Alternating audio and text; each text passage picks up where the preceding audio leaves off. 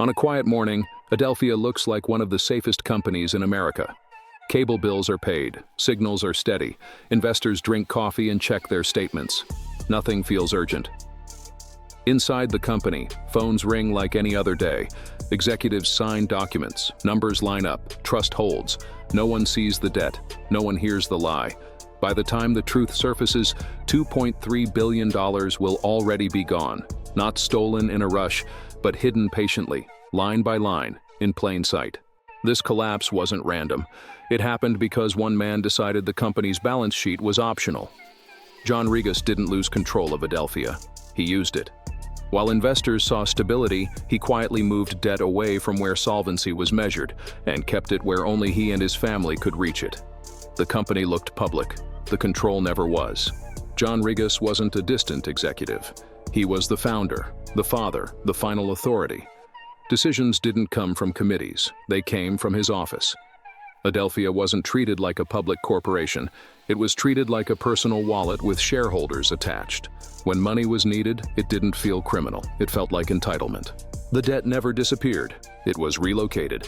Loans tied to the Rigas family were shifted off Adelphia's books and parked inside private entities that sounded legitimate and stayed quiet. Public filings stayed clean. Ratings stayed strong. Inside the company, a few people noticed the transfers stacking up. A brief comment surfaced. "This is getting bigger than we planned." No meeting followed. Nothing stopped. The trick wasn't complex, it was comfortable. Adelphia guaranteed loans that didn't belong to it. Debt lived nearby, not on the page investors read. Auditors reviewed what they were shown. Executives approved what looked routine. The risk wasn't denied. It was positioned where no one was required to challenge it. As long as operations stayed normal, the lie stayed invisible. Subscribers paid monthly, revenue arrived on time, stock traded without drama. Every ordinary day reinforced the story that everything was fine. Rigas didn't need universal belief, he only needed silence. The collapse began when lenders finally compared notes. Hidden guarantees surfaced. Private debt traced back to the company everyone trusted.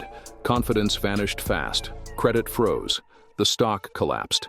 Adelphia filed for bankruptcy. Employees lost jobs. Families lost savings. The numbers didn't destroy the company. Visibility did.